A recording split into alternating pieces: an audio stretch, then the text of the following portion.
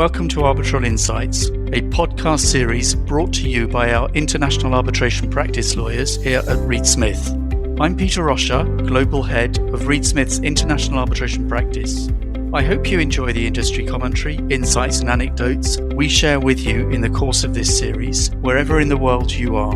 If you have any questions about any of the topics discussed, please do contact our speakers. And with that, let's get started. Welcome to the next episode to Arbitral Insights. I'm Guillaume Aréou, avocat au barreau de Paris and a lawyer at Reed Smith Paris office. Today's episode will be dedicated to the ICSID amendments that came into force in July 2022. Today's podcast will be held in French. Bienvenue pour ce nouvel épisode d'Arbitral Insight qui sera consacré aux amendements du CRD qui sont entrés en vigueur au mois de juillet 2022. Avant toute chose, je souhaite préciser que les opinions exprimées par les auteurs de ce podcast sont des opinions personnelles qui n'engagent pas les institutions pour lesquelles ils travaillent. Pour nous parler aujourd'hui des principales innovations des amendements du CRD, j'ai le plaisir d'accueillir aujourd'hui Aïssatou Diop et Arnaud de Nanteuil. Bonjour Aïssatou. Bonjour Arnaud. Bonjour Guillaume. Bonjour. Aïssatou Diop est conseillère juridique au CRD où elle a été secrétaire de tribunal et secrétaire du comité ad hoc dans plus de 50 différends entre investisseurs et États. Avec son expérience approfondie de l'arbitrage CRD, Aïssatou Diop est particulièrement bien placée pour nous parler des principales innovations apportées par le CRD dans ce nouveau règlement. Aux côtés d'Aïssatou Diop aujourd'hui, j'ai également le plaisir d'accueillir le professeur Arnaud de Nanteuil. Arnaud de Nanteuil est professeur à l'université Paris-Est Créteil où il enseigne notamment le droit international public et le droit international économique. Le professeur de Nanteuil est aussi l'unique auteur d'un manuel francophone dédié au droit international des investissements. Le professeur de Nanteuil nous apportera ainsi son point de vue d'universitaire mais aussi son expérience pratique de l'arbitrage relatif aux investissements. Sans plus tarder, je souhaiterais maintenant aborder le premier thème de ce podcast consacré au règlement de médiation du CRD. Nous discuterons ensuite de l'élargissement du mécanisme supplémentaire et du financement par les tiers. L'instauration d'un règlement de médiation du CRD constitue l'une des innovations majeures de la réforme entrée en vigueur le 1er juillet 2022. Avec ce nouvel outil, le CRD offre aux parties une alternative supplémentaire de règlement des différends à travers un processus purement volontaire qui peut être mis en place à tous les stades du différend. Et j'aurais donc une première question pour Aïssatou. Aïssatou, pourrais-tu nous dire à qui s'adresse le règlement de médiation du CRD et en quoi est-il spécifique ? Merci pour cette question, Guillaume. Le règlement de médiation du CRD s'adresse, selon l'article 2, à tout investisseur en sa qualité de personne physique ou morale d'une part et à tout État ou toute organisation d'intégration économique régionale d'autre part, et ceci sans condition d'appartenance à la convention CRD de la part de l'État partie au différend ou l'État d'origine de l'investisseur. En ce qui concerne la spécificité du règlement de médiation du CRD, celle-ci relève tout d'abord de sa flexibilité. Les parties peuvent recourir à la médiation de manière indépendante ou conjointement avec une procédure d'arbitrage. Les parties peuvent entamer la médiation à tout moment de leur différend comme elles peuvent la terminer à tout moment. Les parties peuvent s'accorder à modifier tout aspect des règles qui régissent la procédure suite à l'enregistrement de la requête de médiation. La première session est généralement commune, sinon le médiateur peut tenir des réunions avec les parties ensemble ou avec chacune des parties séparément. À part cette flexibilité, il faut préciser parmi les spécificités que le règlement de médiation du CRD s'applique aux différends relatifs à l'investissement. Il faut aussi préciser que le règlement s'aligne avec les exigences de la Convention de Singapour. Et enfin, tout accord de règlement de leurs différends auxquels sont parvenus les parties en médiation peut être incorporé dans une sentence rendue par un tribunal arbitral en vertu de l'article 55.2 du règlement d'arbitrage 2022 du CRD. Cette sentence bénéficierait alors d'un mécanisme d'exécution à l'article 54 de la Convention CRD. Merci Aïssatou pour ces éléments introductifs. J'aurais maintenant une question pour le professeur Arnaud de Nanteuil. Le règlement de médiation du CRD est un outil novateur fourni aux parties qui ont des litiges en matière d'arbitrage investissement.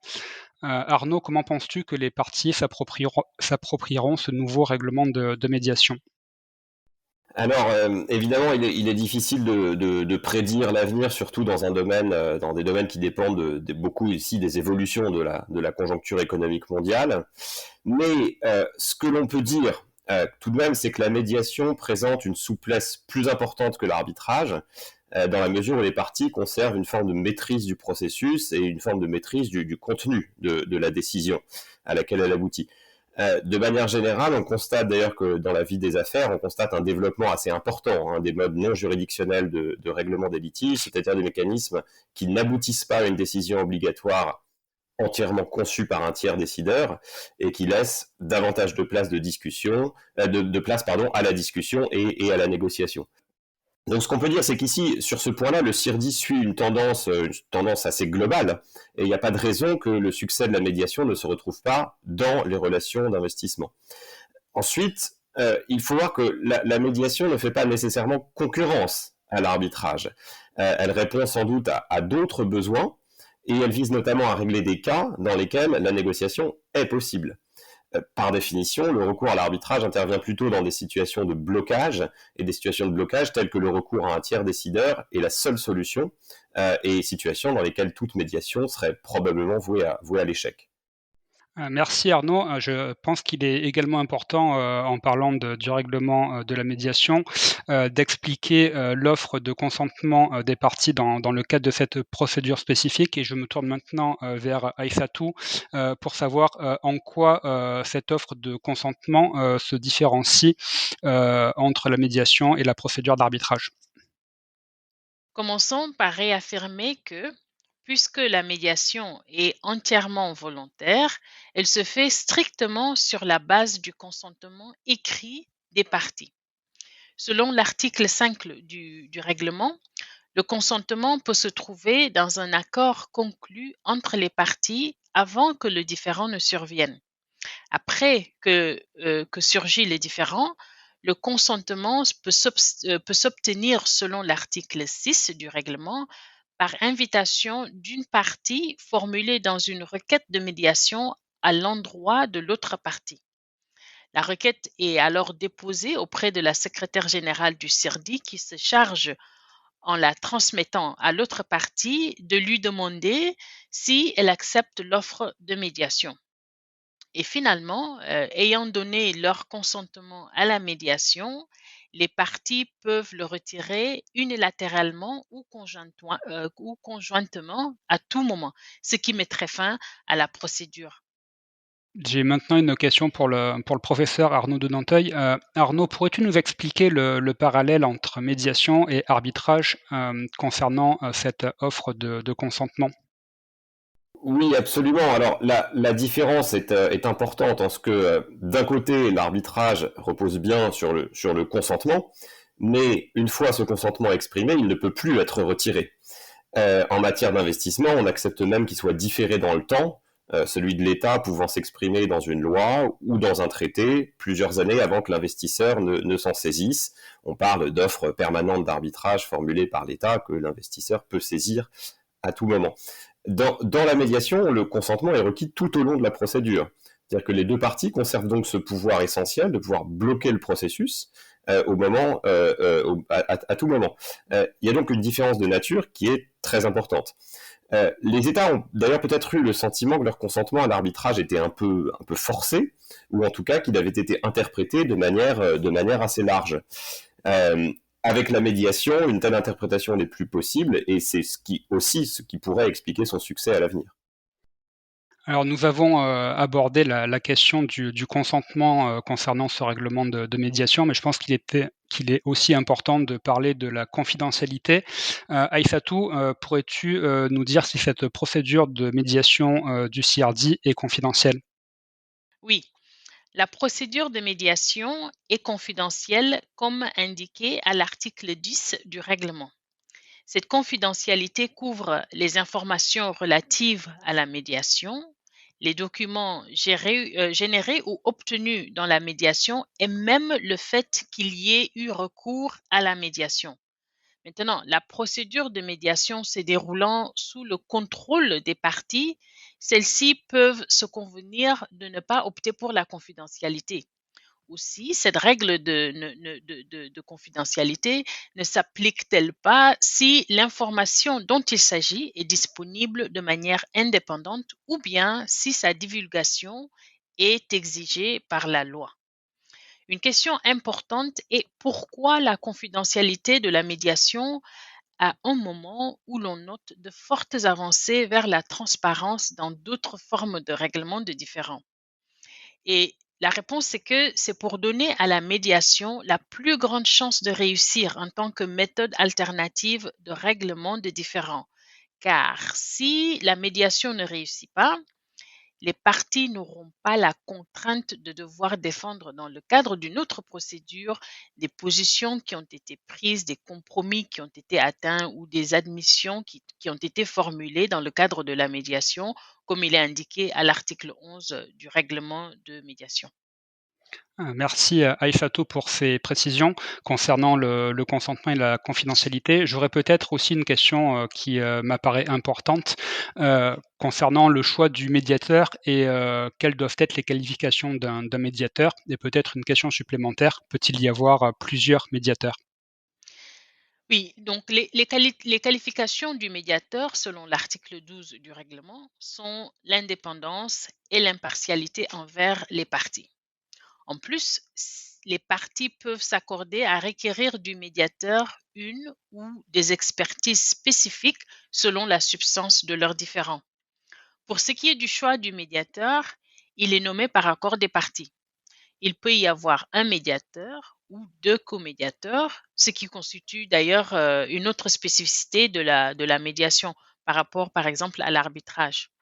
Si les parties n'arrivent pas à s'accorder sur la nomination du médiateur dans un délai de 60 jours selon l'article 13.4, le règlement prévoit que l'une ou l'autre des parties peut demander à la secrétaire générale de nommer le médiateur non encore nommé.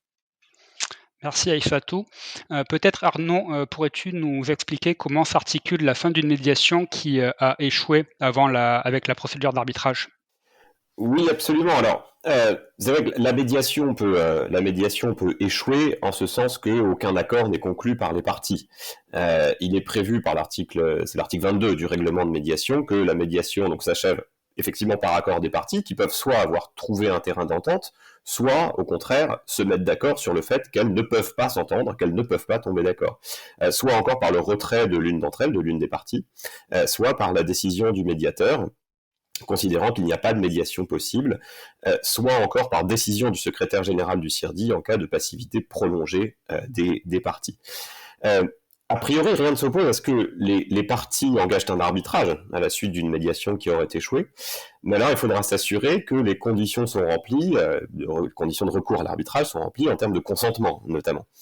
Ce qui pourrait se produire, c'est que les contrats et éventuellement d'ailleurs les traités pourraient prévoir un système de médiation préalable obligatoire dans le prolongement de l'obligation de négociation préalable qui existe déjà dans l'arbitrage et cette obligation de négociation préalable qu'on rencontre actuellement dans les traités pourrait être complétée éventuellement par une obligation de recours à la médiation. La médiation serait une exigence supplémentaire en ce que les parties devraient s'engager dans un processus allant au-delà d'une simple négociation, mais sans bien entendu qu'elles puissent s'engager à parvenir à un accord, ce ne serait qu'une obligation de moyens. Alors merci à tous les 2 pour ces explications, concernant le nouveau, règlement de médiation du CIRDI. Nous allons aborder maintenant le 2e thème de ce podcast, qui est consacré à l'élargissement du, mécanisme supplémentaire du CIRDI. Et j'aurais une question à la fois pour Aïssatou, et pour Arnaud. Et j'aimerais, vous poser, la question, d'une part de savoir quelle est l'origine du mécanisme supplémentaire du CIRDI, et d'autre part, avec la réforme de ce règlement, le CIRDI consacre un élargissement du champ d'application du mécanisme supplémentaire, et en quoi consiste justement cette nouvelle offre? Donc, je vais commencer. Le mécanisme supplémentaire du CIRDI a été introduit en 1978. Il propose la conciliation et l'arbitrage pour les différends relatifs à l'investissement qui n'entrent pas dans le champ d'application de la Convention CIRDI. avec les les amendements, le mécanisme supplémentaire pouvait être mis en œuvre dans les différends entre un État et le ressortissant dans notre État quand l'État partie au différend ou l'État d'origine de l'investisseur n'est pas un État contractant du CIRDI. Donc ça, c'est le premier cas. Ou bien dans le cas où le différend n'est pas en relation directe avec un investissement, mais l'État partie au différend ou l'État d'origine de l'investisseur est un État contractant du CIRDI. Donc ça, c'était avant les amendements. Maintenant, avec le nouveau règlement du mécanisme supplémentaire de 2022, donc le règlement amendé, il y a des innovations majeures sous l'article 2 quant à l'élargissement du champ d'application du mécanisme. Le règlement de mécanisme supplémentaire s'applique toujours aux instances de conciliation et d'arbitrage dans les différends relatifs à l'investissement, mais il peut désormais être mis en œuvre entre un État ou une organisation d'intégration économique régionale d'une part et le ressortissant d'un autre État d'autre part. De surcroît, le mécanisme supplémentaire peut désormais s'appliquer même dans les cas où l'État partie au différend et l'État d'origine de l'investisseur ne sont ni l'un ni l'autre un État contractant du CIRDI. Donc, nous parlons d'un champ d'application pour le mécanisme supplémentaire qui est similaire au champ d'application du règlement de médiation. Et alors, ce que l'on peut ajouter aussi, c'est que l'une des conséquences majeures de cet élargissement, c'est de permettre des litiges impliquant notamment les organisations internationales, les organisations régionales, et plus seulement des États. Et on songe plus particulièrement à l'Union européenne, qui dispose depuis le traité de Lisbonne d'une compétence en matière d'investissement, et qui a signé d'ailleurs plusieurs traités en matière d'investissement depuis 2009, depuis l'entrée en vigueur du traité de Lisbonne. L'Union européenne adopte donc désormais des mesures en matière d'investissement qui sont susceptibles de générer du contentieux. Et donc il est logique que le CIRDI accompagne cette évolution, d'autant qu'il est possible que d'autres organisations régionales et que l'Union européenne suivent le même cheminement. Sur ce point, le CIRDI s'adapte en même temps qu'il anticipe des évolutions structurelles du droit international économique. Oui, alors il est vrai qu'à la fois le nouveau règlement de médiation et cet élargissement du mécanisme supplémentaire du CIRDI sont des innovations majeures des amendements qui sont entrés en vigueur au mois de juillet 2022. Et nous allons aborder maintenant la troisième et dernière partie de ce podcast qui est tout aussi intéressante et qui concerne le financement par les tiers. Dans le cadre de son processus d'amendement, le CIRDI a intégré un nouvel article 14 dans son règlement d'arbitrage, qui est donc consacré à la notification d'un financement par un tiers. Et ce nouvel article impose une transparence aux parties concernant le financement de la procédure. Et donc j'aurais une question à la fois pour Aïssatou et pour Arnaud. Cette exigence de transparence du financement par les tiers s'inscrit-elle dans un mouvement plus global d'une volonté du CIRDI de rendre ces procédures publiques ? Là aussi, je commence. Absolument. Il y a un souci de transparence derrière cette exigence. Il y a aussi, et plus précisément, un souci d'éviter les conflits d'intérêts entre les arbitres et les tiers financeurs. Sous l'article 14 du règlement d'arbitrage CIRDI, divulguer l'existence d'un financement par un tiers, divulguer les noms et adresses du tiers financeur, divulguer, si le tiers financeur est une personne morale, les noms des personnes et entités qui le possèdent et le contrôlent, permet aux arbitres de vérifier, au moment de signer leur déclaration d'arbitre, s'ils ont eu, dans les 5 dernières années, des relations professionnelles, des relations d'affaires ou d'autres relations significatives avec les tiers financeurs. S'il y a un conflit d'intérêts sur cette base, l'arbitre peut se récuser de lui-même ou faire l'objet de propositions de récusation de la part des parties. Donc au final, ceci permet d'assurer la bonne conduite et l'intégrité de la procédure. Oui, il me semble de mon côté effectivement que ce progrès de la transparence est dicté par une volonté d'assainir le contentieux d'investissement en évitant aussi l'émergence d'une forme de bulle, entre guillemets, en arbitrage, comme il peut en exister dans le secteur financier, c'est-à-dire le développement d'affaires qui seraient sans fondement dans l'économie réelle. Ce qu'il faut bien rappeler, c'est que le financement par les tiers n'est pas une mauvaise chose en soi. C'est le seul moyen pour certains acteurs économiques de demander justice. Mais il ne faut pas oublier que les financeurs sont eux-mêmes des investisseurs qui investissent dans des cas dans l'espoir d'obtenir une rémunération importante à partir des indemnisations prononcées dans les cas précisément qui le financent. Le risque qui existe est donc celui qu'ils alimentent parfois des cas un petit peu artificiels dans un seul but financier. La transparence permettrait sans doute d'éviter ce type de dérive. Alors évidemment, il faut prendre garde aussi au fait que la transparence peut également avoir une forme d'effet pervers en ce qu'elle peut parfois dissuader certains investisseurs d'engager des procédures parce qu'il peut y avoir notamment un risque réputationnel pour certaines entreprises, ou ça peut dissuader certains investisseurs de rechercher justement un financement par un tiers parce que les financeurs eux-mêmes ont aussi une réputation à préserver. Cela étant dit, dans la mesure où le contentieux d'investissement est un contentieux qui implique des États, il paraît assez logique que l'essentiel des informations soit à la disposition du public et soit disponible. Donc sur ce point aussi, ce qu'on peut dire, c'est que le CIRDI accompagne une tendance assez large, assez majeure à l'accroissement de la transparence qui dépasse très largement le cadre du droit des investissements.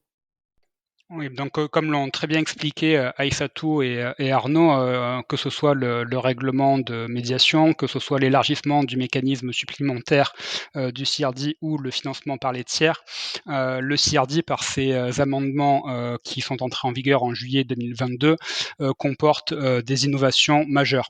Et je tiens donc à remercier chaleureusement à la fois Aïssatou Diop du CIRDI et le professeur Arnaud de Nanteuil pour leurs éclairages très enrichissants. Et je vous donne rendez-vous très bientôt pour un prochain épisode d'Arbitral Insights. Arbitral Insights is a Reed Smith production. Our producer is Ali McCardle. For more information about Reed Smith's global international arbitration practice, email arbitralinsights@reedsmith.com. To learn about the Reed Smith Arbitration Pricing Calculator, a first-of-its-kind mobile app that forecasts the cost of arbitration around the world, search Arbitration Pricing Calculator on reedsmith.com or download for free through the Apple and Google Play app stores. You can find our podcast on Spotify, Apple, Google Play, Stitcher, reedsmith.com, and our social media accounts at Reedsmith LLP on LinkedIn, Facebook, and Twitter.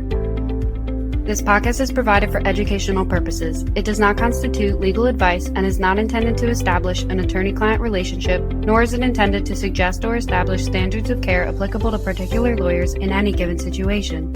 Prior results do not guarantee a similar outcome. Any views, opinions, or comments made by any external guest speaker are not to be attributed to Reed Smith LLP or its individual lawyers. All rights reserved.